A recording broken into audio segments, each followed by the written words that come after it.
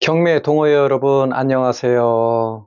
거시경제와 부동산 빅데이터를 바탕으로 분석하고 적용해서 경매를 가르치는 김성일 파이프라인입니다. 오늘도 활기차게 파이프라인 하나를 더 추가하겠습니다. 저번 동영상은 감정가를 분석할 줄 알면 경매로 금수저 된다 였습니다. 제가 개발한 5단계 감정가 지표를 꼭 기억하셔서 모두가 금수저가 되기를 기도하겠습니다. 이어서 오늘 주제는 전세가율을 경매에 적용하면 진짜 대박 터진다 입니다. 전세가율은 일반 부동산 데이터 중에서도 가장 중요한 데이터입니다. 이 한 가지 데이터만으로도 부자가 되었다는 이야기를 들을 정도로 기본 중에 기본입니다. 전세는 전 세계적으로 대한민국밖에 없는 유일한 부동산 거래제도입니다. 사회 초년생들이 독립할 때 대부분이 월세로 시작합니다. 월세는 급여에서 지출되는데 매달 내는 월세는 부담이 많이 되지요. 그래서 두 번째 단계가 목돈을 마련해서 전세가로 갈아타게 됩니다. 전세 문화가 사라지지 않는 이유는 목돈 마련이라는 한국인들만의 문화 때문입니다. 3단계로 전세의 돈을 기반으로 대출을 받아서 내 집을 마련하게 됩니다. 내 집을 마련하는 사다리로 이용하는 것이 전세 제도입니다. 우선 먼저 오늘의 주제인 전세가율의 뜻에 대해서 살펴보겠습니다. 전세가율을 쉽게 설명하면 매매 가격을 대비해서 전세 가격의 비율을 말합니다. 예로 매매 가격 10억에 전세 가격 6억이면 전세가율이 60%에 해당됩니다. 이것이 전세가율입니다. 전세가율이 높아지면 높아질수록 우리가 아는 갭 투자가 늘어납니다. 부동산 투자자 입장에서는 전세 보증금을 레버리지로 활용하기 때문에 전세가율이 높으면 높을수록 갭 투자 거래량이 늘어나게 됩니다. 전세가율을 해석하는 전문가들마다 조금씩 해석하는 방법들이 다릅니다. 저도 전세가율을 어떻게 하면 여러분에게 쉽게 설명할까를 많이 고민했습니다. 제가 연구한 전세가율의 특징은 전세가율과 매매지수가 경기 초기, 즉 경기 고점과 경기 저점에서는 동반 상승, 동반 하락은 일어나지 않지만 장기적으로 볼 때에는 동반 상승, 동반 하락의 곡선으로 움직입니다. 경기 저점부터 살펴보겠습니다. 경기 저점에서 매수 지수는 떨어지지만 전세 거래량이 늘면서 전세가율이 먼저 상승 곡선을 그리게 됩니다. 이때는 누구나 월세나 급락하는 주택 매수보다는 전세가 유리하다는 심리 때문입니다. 전세가율이 상승하고 그 뒤를 따라서 매매 지수가 서서히 상승하게 됩니다.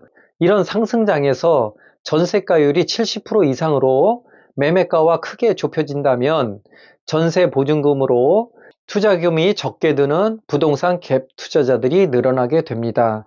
장기적으로 보면 전세가율과 매매지수가 동반 상승 곡선을 그리게 되면 그때가 바로 부동산 매수 시점으로 볼 수가 있습니다. 갭 투자는 전세가율이 올라가는 경기 상승장에만 투자를 해야 됩니다. 부동산 지가 상승으로 갭 투자에 위험 요소가 없기 때문입니다. 정반대로 경기 고점에서는 주택 매수세가 전세 수요층보다 강세로 전세 거래량이 줄어들면서 전세가율이 먼저 하락 곡선을 그리게 됩니다. 고점에서는 누구나 월세나 전세보다는 비투를 해서라도 주택을 구입하려는 심리가 작용하기 때문입니다. 그러나 경기 상황이 반전이 되면서 매매지수가 서서히 조정이 일어나게 됩니다. 장기적으로 보면 전세가율과 매매지수가 동반 하락 곡선을 그리게 되면 매도 타이밍으로 잡아야 합니다. 이런 과정에서 전세가율이 60% 이하로 매매 가격과의 갭 차이가 크게 벌어지게 됩니다. 갭 투자는 전세가율이 60% 하락하는 장에서는 절대로 투자해서는 안 됩니다. 부동산 상승기와 정반대로 이 시기는 역전세, 깡통 부동산이 나타나는 시기이기 때문입니다. 정리해서 말씀드리자면 전세가율과 매매지수는 경기 초기, 즉 고점, 저점에서 동반 상승, 동반 하락은 나타나지 않습니다. 그러나 장기적으로 볼 때는 전세가율이 상승한다는 말은 경기 상승과 매매 가격 상승의 신호로 볼 수가 있습니다. 반대로 전세가율 하락은 장기적으로 볼 때는 경기 하락과 매매 가격 하락의 신호라 말할 수 있습니다. 23년의 부동산 시장은 폭락장입니다. 고점 대비 전세가율 75%에서 서울은 52%, 수도권은 65%대로 전세가율이 크게 떨어지고 있습니다. 전세가율과 매매 지수가 동반 하락하면서 매매 가격 지수와 전세가율 갭 차이가 큰 폭으로 벌어지고 있습니다. 이런 갭 차이는 앞으로 더 심해질 거라고 보고 있습니다. 이때 나타나는 사회 현상이 전세금을 돌려주지 못하는 역전세, 깡통주택입니다. 이처럼 전세가율도 상승기, 조정기, 하락기, 조정기를 반복하는 경기 사이클의 흐름으로 시계 바늘처럼 계속적으로 회전하고 있습니다. 상승과 하락이 반복되는 거시경제를 모르고 갭 투자를 하시게 되면 매도 시점을 놓쳐서 빌라왕처럼 목숨을 잃을 수도 있습니다. 지금 23년은 하락 중에서도 폭락장입니다. 이제 시작에 불과합니다. 이런 시기에는 높은 전세가율을 이용한 갭 투자는 위험천만합니다. 이유는 부동산 가격 폭락과 그리고 고금리의 이자 부담, 시세 차익 실현이 어렵기 때문입니다. 그러면 갭 투자는 언제 해야 할까요? 갭 투자 시점을 세 가지로 정리해 보았습니다. 첫째는요, M2 통화량 대비 50% 고평가된 21년 부동산 매매 가격과 전세 가격이 거품이 완전히 제거가 되어야 합니다. 19년대 가격까지 떨어져야 된다는 말입니다. 19년 코로나 위기로 0.5%의 저금리로 급등한 부동산 50%의 버블이 완전히 제거가 되어야 합니다. 다시 말해서 부동산 가격이 21년 고점 대비 50% 반값이 되어야 한다는 말입니다. 이 시점을 저는 24년 상반기까지로 보고 있습니다. 두 번째는 기준금리가 2%대로 인하가 돼야 됩니다.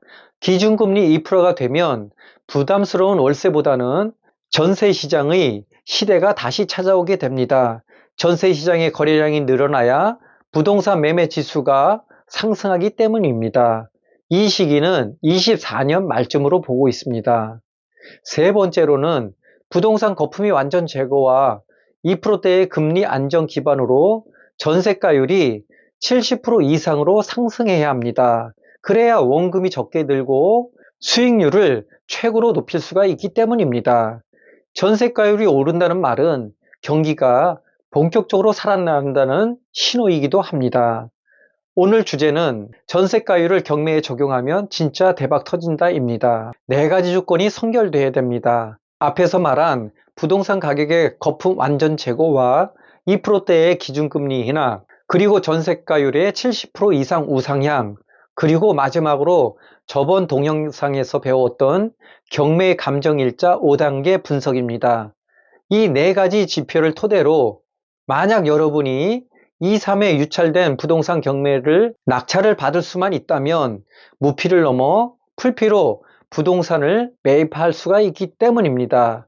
거품이 완전히 제거된 부동산 바닥권 시장에서 부동산 경매로 낙찰을 받을 수만 있다면 인생을 바꿀 수가 있습니다. 이 시기는 24년 말부터 26년까지 약 2년으로 예측하고 있습니다.